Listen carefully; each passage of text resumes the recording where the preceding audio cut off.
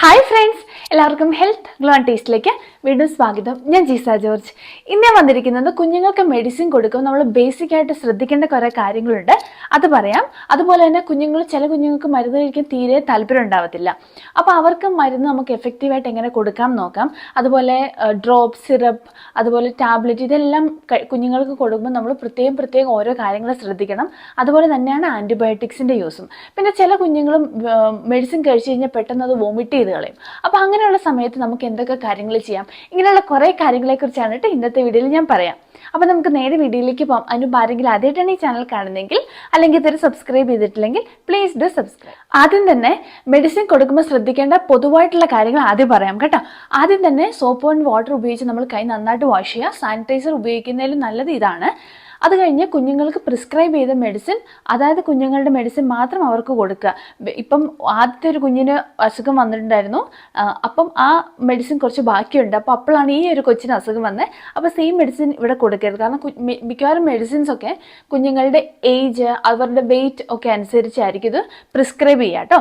പിന്നെ അടുത്താണ് നമ്മൾ ഇൻസ്ട്രക്ഷൻസ് നന്നായിട്ട് ഫോളോ ചെയ്യാന്ന്. അപ്പോൾ ചില മെഡിസിൻ സസ്പെൻഷൻ ഫോമിലായിരിക്കും. ഫോർ എക്സാമ്പിൾ പറയുകയാണെങ്കിൽ പാരസിറ്റമോളൊക്കെ.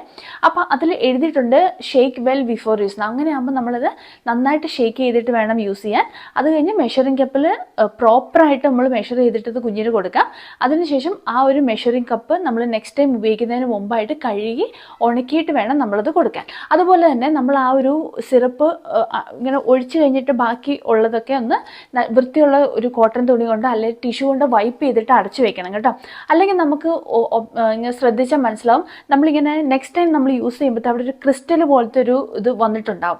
അപ്പോൾ അതുകൊണ്ട് തന്നെ ഇത് ഉറുമ്പ് പാറ്റയൊക്കെ വരാനുള്ള സാധ്യതയുണ്ട്. ഈ ഒരു ക്രിസ്റ്റൽ വരാൻ കാരണം മിക്കവാറും കുഞ്ഞുങ്ങളുടെ സിറപ്പുകളിലൊക്കെ ഷുഗർ ഉണ്ട്.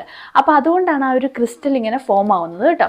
ഇനി എങ്ങനെ സ്റ്റോർ ചെയ്യാം എന്നുള്ളൂ. ഇപ്പം പാരസിറ്റമോൾ, അതുപോലെ കോൾഡിനുള്ള മെഡിക്കേഷൻ, വിരയ്ക്കുള്ള മെഡിസിൻ, ഇതൊക്കെ നമുക്ക് സാധാരണ പോലെ തന്നെ റൂം ടെമ്പറേച്ചറിൽ സ്റ്റോർ ചെയ്യാം. സൺലൈറ്റിൽ നിന്ന് എവയായിട്ട് നമുക്കിത് സ്റ്റോർ ചെയ്യാം. പക്ഷെ ചില മെഡിസിൻ പ്രോപ്പറായിട്ട് പറഞ്ഞിട്ടുണ്ട് ഫ്രിഡ്ജിൽ വെക്കണമെന്ന്. അങ്ങനെ ഫ്രിഡ്ജിൽ വെക്കണമെന്ന് പറഞ്ഞാൽ മാത്രം അത് ഫ്രിഡ്ജിൽ വെച്ചാൽ മതി കേട്ടോ. പിന്നെ ചില ആൻറ്റിബയോട്ടിക്സ് ഒക്കെ അത് ഡ്രൈ സിറപ്പായിരിക്കും വരിക. അപ്പോൾ അതിൻ്റെ കൂടെ തന്നെ ഒരു വാട്ടർ ഫോർ ഇഞ്ചക്ഷൻ ഉണ്ടാവും. അപ്പോൾ അതിൽ ഒരു മാർക്ക് ഉണ്ടാവും. ആ ഒരു മാർക്ക് വരെ നമ്മൾ നന്നായിട്ട് വെള്ളം ഒഴിച്ച് ഷേക്ക് ചെയ്ത് എല്ലാം ഡിസോൾവ് ആയി കഴിഞ്ഞിട്ട് ആ ഒരു മാർക്ക് വരെ പ്രോപ്പറായിട്ട് വന്നിട്ടുണ്ടെന്ന് നിങ്ങൾ ഉറപ്പ് വരുത്തുക കേട്ടോ. അപ്പോൾ അങ്ങനെ അതിൽ പറഞ്ഞിട്ടുണ്ടാവും മിക്കവാറും ഈ ഒരു റീകൺസ്ട്രക്ട് ചെയ്ത് കഴിഞ്ഞതിന് ശേഷം നമ്മൾ ഫ്രിഡ്ജിൽ സ്റ്റോർ ചെയ്യണമായിരിക്കും. അപ്പോൾ അങ്ങനെയാണ് അത് സ്റ്റോർ ചെയ്യാം. പിന്നെയും നമ്മൾ ഇൻസ്ട്രക്ഷൻസ് നന്നായിട്ട് നോക്കുക. ചിലപ്പോൾ അത് ഇങ്ങനെ മിക്സ് ചെയ്തതിന് ശേഷം 1 വീക്കിനുള്ളിൽ അത് ഡിസ്കാർഡ് ചെയ്യണമെന്നുണ്ടാവും. പിന്നെ ഈ പാരസിറ്റമോൾ, നമ്മുടെ കോൾഡിനുള്ള മെഡിക്കേഷൻ, ഇതൊക്കെ നമ്മൾ ഇപ്പം ഒരു പനി അല്ലെങ്കിൽ ജലദോഷം ഇതെല്ലാം ഒന്ന് മാറിക്കഴിഞ്ഞെങ്കിൽ ഒരു ബോട്ടിൽ ഓപ്പൺ ആയിട്ടുണ്ടെങ്കിൽ അത് 1 മന്തിനുള്ളിൽ അത് ഫിനിഷ് ചെയ്യണം. 1 മന്ത് കഴിഞ്ഞിട്ടുണ്ടെങ്കിൽ അത് ഡിസ്കാർഡ് ചെയ്യുന്നതാണ് ഏറ്റവും ഹെൽത്തി ആയിട്ടുള്ള കാര്യം. കുഞ്ഞുങ്ങളെ 2 തരത്തിലുണ്ടാവും മെഡിസിൻ്റെ കാര്യത്തിൽ എടുത്താൽ. ചിലർക്ക് മെഡിസിൻ കഴിക്കാൻ ഭയങ്കര ഇഷ്ടമായിരിക്കും, ചിലർക്ക് മെഡിസിൻ കഴിക്കാൻ തീരെ ഇഷ്ടം ഉണ്ടാകത്തില്ല. അപ്പോൾ എൻ്റെ ഇളയ മോനും മെഡിസിൻ കഴിക്കാൻ ഇഷ്ടമാണ്. ഏത് മെഡിസിൻ കൊടുത്താലും പെട്ടെന്ന് തന്നെ കഴിക്കും. അതുകൊണ്ട് തന്നെ നമ്മൾ ഈ മെഡിസിൻ്റെ ബോട്ടിൽ, സിറപ്പ് ബോട്ടിലൊക്കെ അവരുടെ കൈയെത്തും ദൂരത്ത് വെച്ചിട്ടുണ്ടെങ്കിൽ പതുക്കെ അത് ഓപ്പൺ ചെയ്ത് അതിൻ്റെ അത് കൈ ഇട്ടിട്ട് പതുക്കെ നാവിൽ വെക്കുന്ന ഒരു സ്വഭാവമുണ്ട്. അതുകൊണ്ട് തന്നെ ഞങ്ങൾ ഒരിക്കലും കുഞ്ഞുങ്ങൾക്ക് എത്തുന്ന രീതിയിൽ ഒരു സിറപ്പിൻ്റെ ബോട്ടിലും വെക്കില്ല. അപ്പോൾ ആ ഒരു കാര്യം നിങ്ങൾ പ്രത്യേകം ശ്രദ്ധിക്കണം കേട്ടോ. പ്രത്യേകിച്ച് ആൻറ്റിബയോട്ടിക്കൊക്കെ ഒറ്റയടിക്ക് നമ്മൾ കുറേ കുടിച്ചിട്ടുണ്ടെങ്കിലൊക്കെ അത് ഹെൽത്ത് ഇഷ്യൂസൊക്കെ ഉണ്ടാവും. അപ്പോൾ അതെപ്പോഴും മാറ്റി വയ്ക്കുക. ഇനി മരുന്ന് കഴിക്കാൻ താല്പര്യമില്ലാത്ത അല്ലെങ്കിൽ വോമിറ്റ് ചെയ്യുന്ന കുഞ്ഞുങ്ങളുണ്ടാവും. അപ്പോൾ അവരെ എങ്ങനെ മരുന്ന് കഴിപ്പിക്കാമെന്ന് വെച്ചിട്ടുണ്ടെങ്കിൽ മിക്കവാറും മെഡിസിൻസൊക്കെ നമ്മൾ ഫുഡ് കഴിഞ്ഞ് കൊടുക്കണം എന്ന് പറയുമല്ലോ. അപ്പോൾ നമ്മൾ ഫുഡ് കഴിച്ച് അവരുടെ വയറൊക്കെ ഒന്ന് ഫുള്ളായിട്ടിരിക്കുന്ന സമയത്ത് ഈ ഒരു മെഡിസിൻ, പ്രത്യേകിച്ച് മെഡിസിൻ ഇഷ്ടമില്ലാത്ത കുഞ്ഞുങ്ങൾക്ക് നമ്മളിത് കൊടുക്കുമ്പോൾ അവർക്കൊരു വോമിറ്റിങ്ങിൻ്റെ ഒരു ടെൻഡൻസി ഇങ്ങനെ വരുമ്പോഴത്തേക്കും ഫുഡ് അടക്കം പുറത്തു പോകും. അപ്പോൾ ഇങ്ങനെയുള്ള സമയത്ത് ഞാൻ എന്താ ചെയ്യാന്ന് വെച്ചാൽ കുറച്ചൊരു ഫുഡ് കൊടുക്കും, കുറച്ച് കൊടുക്കും. അപ്പം വയറ്റിൽ ഫുഡ് ഉണ്ടല്ലോ, അതിനുവേണ്ടി മാത്രം കുറച്ച് കൊടുക്കും. അതിനുശേഷം ഈ ഒരു ആൻറ്റിബയോട്ടിക്കോ മെഡിസിൻ, അവർക്ക് ഈ താല്പര്യമില്ലാത്ത ആ മെഡിസിൻ കൊടുക്കും. ഓക്കെ, അത് ഒന്ന് ശാന്തമായി കഴിഞ്ഞിട്ട് ഉടനെ തന്നെ കുറച്ച് ഹണിയും കൂടെ കൊടുക്കും. അപ്പോൾ വായിലെ ആ ഒരു ടേസ്റ്റ് വ്യത്യാസം എല്ലാം ഒന്ന് മാറി അവരൊന്ന് ഓക്കെ ആവും.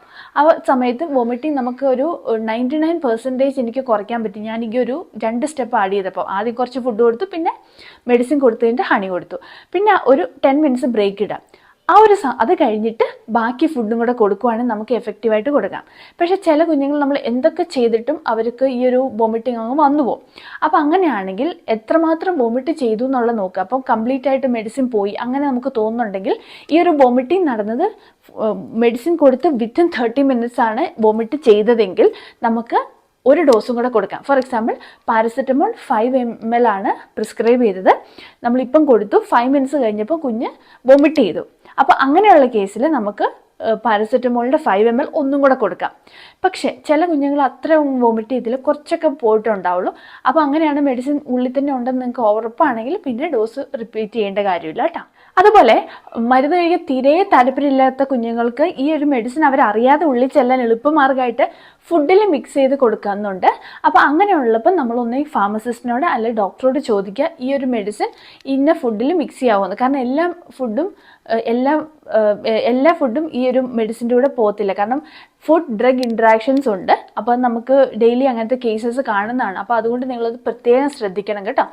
പിന്നെ മിക്സ് ചെയ്യുകയാണ്, ഇപ്പം ഡോക്ടർ അലോ ചെയ്തു, ഫോർ എക്സാമ്പിൾ ഹണിയിൽ നമുക്ക് മിക്സ് ചെയ്ത് കൊടുക്കാം എന്ന് പറഞ്ഞെങ്കിൽ ആ ഒരു കുറച്ച് ക്വാണ്ടിറ്റി എടുത്ത് മിക്സ് ചെയ്തിട്ട് കൊടുക്കുക. അല്ലാതെ ഒരു പ്ലേറ്റ് ചോറ് അല്ലെങ്കിൽ ഒരു ടംബ്ലറിലൊരു നിറയെ കൂർക്കെടുത്തു അതിലേക്ക് നമ്മൾ ഈ ഒരു മിക്സ് 5 ml അല്ലെങ്കിൽ 10 ml മെഡിസിൻ ആഡ് ചെയ്തിട്ടുണ്ടെങ്കിൽ കുറച്ച് എങ്കിലും കൊച്ച് അവിടെ ബാക്കി വെച്ചിട്ടുണ്ടെങ്കിൽ അത്രയും മെഡിസിൻ്റെ ക്വാണ്ടിറ്റി ഉള്ളിലേക്ക് എത്തത്തില്ല. ഡോക്ടർ പ്രിസ്ക്രൈബ് ചെയ്തത് അവരുടെ ഹൈറ്റിനും ഏജിനും അപ്രോപ്രിയേറ്റ് ആയിട്ടാണല്ലോ.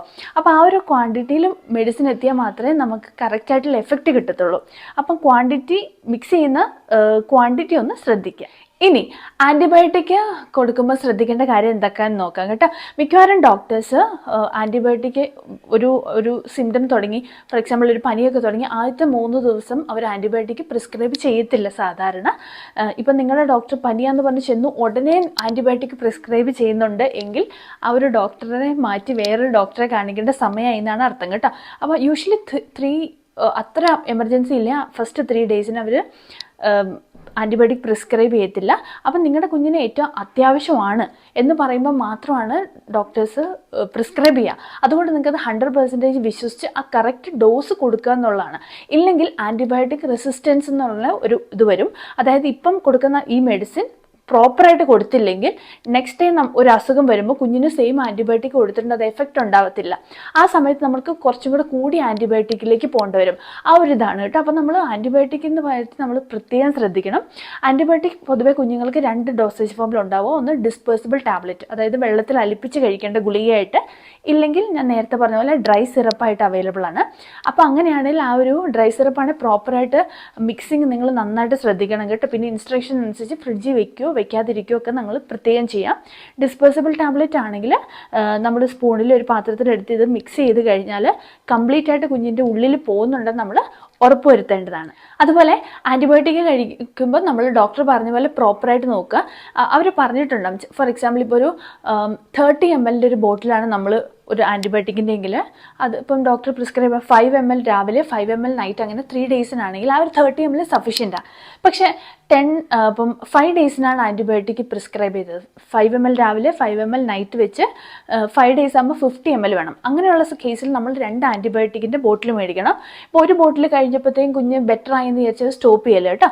അങ്ങനെ ഡോസ് കംപ്ലീറ്റ് ചെയ്യാതെ സ്റ്റോപ്പ് ചെയ്താലും നേരത്തെ പറഞ്ഞ പോലെ ആ ഒരു റെസിസ്റ്റൻസ് വരാനുള്ള സാധ്യത കൂടുതലാണ്. പിന്നെ ചില ആൻറ്റിബയോട്ടിക്, ഇപ്പം മെഡിസിൻ എല്ലാം ഇഷ്ടപ്പെടുന്ന കുഞ്ഞുങ്ങൾ, ആൻറ്റിബയോട്ടിക്കിൻ്റെ ടേസ്റ്റ് മാത്രം ഇഷ്ടപ്പെടാത്ത കുഞ്ഞുങ്ങളുണ്ട്. അത് ജുവാൻ അങ്ങനെയാണ് കേട്ടോ. ആൻറ്റിബയോട്ടിക് എന്ന് പറഞ്ഞാൽ അവർക്ക് പറ്റത്തില്ല, അതിൻ്റെ ടേസ്റ്റ് ഒരു ഭയങ്കരമാണെന്ന് പറയും. അപ്പോൾ അങ്ങനെയുള്ള ഇപ്പം ജുവാൻ ആകുമ്പം ഇൻ കേസ് ആൻറ്റിബയോട്ടിക് പ്രിസ്ക്രൈബ് ചെയ്യുകയാണെങ്കിൽ നമ്മൾ റിക്വസ്റ്റ് ചെയ്യും, ടാബ്ലറ്റ് കൊടുക്കില്ല, ഡ്രൈ സിറപ്പ് വേണമെന്ന് പറയും. ഡ്രൈ സിറപ്പിൽ തന്നെ ഫ്ലേവേർഡ് ആയിട്ടുള്ള, അത് ഓറഞ്ച് ഫ്ലേവേർഡ് ആയിട്ടുള്ള ആൻറ്റിബയോട്ടിക്സ് അവൈലബിൾ ആണ്. അപ്പോൾ കുഞ്ഞിൻ്റെയും കൂടെ കൺവീനിയൻസ് നോക്കിയിട്ട് നമുക്ക് അവർക്കും കൂടെ ഇഷ്ടപ്പെട്ട മെഡിസിൻസ് മേടിക്കാൻ പ്രത്യേകം ശ്രദ്ധിക്കും. ഇനി കുഞ്ഞുങ്ങൾക്ക് ഓരോ ഡോസേജ് ഫോമിലുള്ള മെഡിസിൻ കൊടുക്കുമ്പോൾ എങ്ങനെ കൊടുക്കണം നോക്കാം കേട്ടോ. ആദ്യത്തെ ആണ് ഡ്രോപ്സ്. ഡ്രോപ്സ് എന്ന് പറയുമ്പോൾ യൂഷ്വലി 1 വയസ്സ് താഴെയുള്ള കുഞ്ഞുങ്ങൾക്ക് ഡ്രോപ്സ് ആയിരിക്കും ഡോക്ടേഴ്സ് പ്രിസ്ക്രൈബ് ചെയ്യുക. എസ്പെഷ്യലി വൈറ്റമിൻ ഡി അല്ലെങ്കിൽ മിനറൽസിൻ്റെ ഒക്കെ ഡ്രോപ്സ് നമുക്ക് കൊടുക്കേണ്ടി വരും കുഞ്ഞുങ്ങൾക്ക്. അപ്പോൾ അങ്ങനെയുള്ള സമയത്ത് കുഞ്ഞിൻ്റെ അപ്പർ ബോഡി നന്നായിട്ട് ഉയർത്തിപ്പിടിച്ചിട്ട് അവരുടെ ആ ഒരു ഫില്ലറിൽ നമ്മൾ കറക്റ്റ് മെഷർമെൻ്റ് എടുത്ത് അവരുടെ കവിളിലേക്ക് ഈ ഒരു മെഡിസിൻ ഉറ്റിക്കാൻ വേണ്ടി പ്രത്യേകം ശ്രദ്ധിക്കണം കേട്ടോ, അല്ലെങ്കിൽ ചോക്കിങ് വരാനുള്ള സാധ്യത കൂടുതലാണ്. അങ്ങനെയാണ് ഡ്രോപ്സിൻ്റെ കാര്യം. ഇനി സിറപ്സ് എടുക്കുവാണെങ്കിൽ സിറപ്പ് ഒന്നേ മെഷറിംഗ് കപ്പിൽ എടുക്കാം. ചില കുഞ്ഞുങ്ങൾ തീരെ താല്പര്യമില്ലാത്ത കുഞ്ഞുങ്ങളുണ്ടല്ലോ, അപ്പോൾ അവർ നമ്മൾ മെഷർ ചെയ്ത് കപ്പ് ഇങ്ങനെ കൊണ്ടുവരുമ്പോഴത്തേക്ക് തട്ടുമ്പോൾ മൊത്തത്തിൽ അങ്ങ് പോകും. അപ്പോൾ അങ്ങനെയുള്ള കേസിൽ ഒന്നെങ്കിൽ നമുക്ക് ഡ്രോപ്പർ യൂസ് ചെയ്യാം, ഇല്ലെങ്കിൽ സിറിഞ്ച് ഉണ്ടല്ലോ, ഇപ്പോൾ 5 ml 2 ml 1 ml ഒക്കെ സിറിഞ്ച് മേടിച്ചിട്ട് അതിൻ്റെ നീഡിൽ നമ്മൾ സേഫായിട്ട് ഡിസ്കാർഡ് ചെയ്യണം കേട്ടോ. കുഞ്ഞുങ്ങളുടെ അടുത്ത് എത്താതെ ഡിസ്കാർഡ് ചെയ്തിട്ട് അതിൽ മെഷർ ചെയ്തിട്ട് അവരുടെ കവിളിലേക്ക് ഒറ്റയടിക്ക് കൊടുക്കാതെ പതുക്കെ കൊടുത്തിട്ടുണ്ടെങ്കിൽ കുഞ്ഞുങ്ങളത് 100% ഡോസ് ഉള്ളിലെത്തി നമുക്ക് എൻഷുർ ചെയ്യാൻ പറ്റും. അതുപോലെ സപ്പോസിറ്ററീസ് ഉണ്ട്. സപ്പോസിറ്ററീസ് നമുക്ക് ആനസിൽ അപ്ലൈ ചെയ്യാനുള്ളതാണ്. അത് കുഞ്ഞുങ്ങൾ ഇപ്പോൾ ഉണർന്നിരിക്കുന്ന സമയത്തൊന്നും കുഞ്ഞുങ്ങൾ ചിലപ്പോൾ അതിന് സമ്മതിക്കത്തില്ല. അങ്ങനെ ആകുമ്പോൾ അവർ ഉറങ്ങിക്കഴിയുമ്പോൾ നമുക്ക് ഇത് അപ്ലൈ ചെയ്യാവുന്നതാണ്. എസ്പെഷ്യലി ഭയങ്കര പനിയൊക്കെ വരുമ്പോൾ അവർ സിറപ്പൊന്നും കുടിക്കത്തില്ലേ, നമുക്ക് ഈ ഒരു സപ്പോസിറ്ററി യൂസ് ചെയ്യാവുന്നതാണ്. അതുപോലെ തന്നെയാണ് ഓയിൻമെൻറ്റ്. ഇപ്പം മോൻ്റെ സർക്കംസിഷൻ കഴിഞ്ഞിട്ടൊക്കെ ഓയിൻമെൻറ്റ് അപ്ലൈ ചെയ്യേണ്ട സമയത്ത് അവൻ സമ്മതിക്കത്തില്ലായിരുന്നു. അപ്പോൾ കുഞ്ഞ് ഉറങ്ങുന്ന സമയം നോക്കിയായിരുന്നു ഞാൻ അപ്ലൈ ചെയ്തത്. അപ്പോൾ അതുപോലെ ഇയർ ഡ്രോപ്സ് ഒക്കെ ആണെങ്കിലും നമുക്ക് കുഞ്ഞുങ്ങളുടെ ഒരു കൺവീനിയൻസ് നോക്കി അവർ ഉറങ്ങുന്നൊക്കെ സമയത്ത് ഇല്ലെങ്കിൽ അവരുടെ ശ്രദ്ധ മാറിയിരിക്കുമ്പോൾ അങ്ങനെയൊക്കെ നമുക്ക് ഇത് ഉറ്റിക്കാവുന്നതാണ്.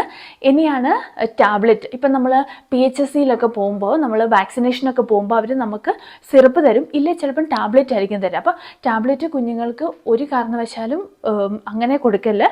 നമ്മളിപ്പോൾ ഒരു ടാബ്ലറ്റ് എടുത്തു, അതിൽ ചിലപ്പോൾ അവർ പറയും ഇതിൻ്റെ അരഭാഗം കൊടുക്കും അല്ലെങ്കിൽ 1/4 ഭാഗം കൊടുക്കും എന്നൊക്കെ പറഞ്ഞാൽ നമ്മൾ മൊത്തം ടാബ്ലറ്റിനെ ക്രഷ് ചെയ്യാം. ഓക്കെ, എന്നിട്ട് അരാന്ന് പറയുമ്പോൾ അതിന് 2ആയിട്ട് മുറിച്ചിട്ട് ഒരു ഹാഫ് ഇപ്പം കൊടുക്കുക, നെക്സ്റ്റ് ഹാഫ് നെക്സ്റ്റ് ഡോസിൽ കൊടുക്കാൻ വേണ്ടി നമ്മൾ നന്നായിട്ട് സ്റ്റോർ ചെയ്ത് വെക്കുക. ഇനിയിപ്പം 4/1 പറഞ്ഞാൽ പൗഡറാക്കി 4ആയിട്ട് ഡിവൈഡ് ചെയ്ത് അതിൽ ഒരു ഭാഗം വേണം ഇപ്പം കുഞ്ഞിന് കൊടുക്കാൻ. അപ്പോൾ അങ്ങനെ കൊടുക്കുന്ന സമയത്ത് നമുക്ക് ഹണിയിലൊക്കെ മിക്സ് ചെയ്ത് കൊടുത്തിട്ടുണ്ടെങ്കിൽ കുറച്ചും കൂടെ കുഞ്ഞിന് കഴിക്കാൻ ഈസി ആയിരിക്കും. അതുപോലെ തന്നെ 1 വയസ്സ് കഴിയുമ്പോൾ മുതൽ കുഞ്ഞുങ്ങൾക്ക് വിരയുടെ മരുന്ന് കൊടുക്കും. അപ്പോൾ 10 ml സിറപ്പാണ് വരുന്നത്. അതിൽ 5 ml നമ്മൾ ആദ്യം കൊടുക്കാം. 1 വയസ്സ് മുതൽ 2 വയസ്സുള്ള കുഞ്ഞുങ്ങൾക്ക് 5 ml നമ്മൾ ആദ്യം കൊടുക്കുക. പിന്നെ കറക്റ്റ് 1 വീക്ക് കഴിയുമ്പോൾ, അതായത് ഈ ഒരു മൺഡേ ആണ് ഫസ്റ്റ് ഹാഫ് കൊടുത്തെങ്കിൽ നെക്സ്റ്റ് മൺഡേ അതിൻ്റെ ബാക്കി ഹാഫ് കുഞ്ഞിന് കൊടുക്കാൻ പ്രത്യേകം ശ്രദ്ധിക്കണം കേട്ടോ. ആ സമയത്തും നമ്മൾ നന്നായിട്ട് സ്റ്റോർ ചെയ്ത് വെക്കുക. ഈ വിരയുടെ മെഡിസിനെ കുറിച്ച് പ്രത്യേകിച്ച് ഒരു വീഡിയോ ഞാൻ ചെയ്തിട്ടുണ്ടായിരുന്നു. അപ്പോൾ അതിൻ്റെ ലിങ്ക് ഡിസ്ക്രിപ്ഷൻ ബോക്സിൽ മെൻഷൻ ചെയ്യാം, കാർട്ടിലും കൊടുക്കാം. ഓക്കെ, അപ്പോൾ അത്രയാണ് കേട്ടോ ഇന്നത്തെ വീഡിയോ. എല്ലാവരും സന്തോഷത്തോടെ ഇരിക്കുക. Be happy, keep smiling. നമുക്ക് അടുത്ത വീഡിയോ ആയിട്ട് ഉടനെ കാണാം. ബൈ.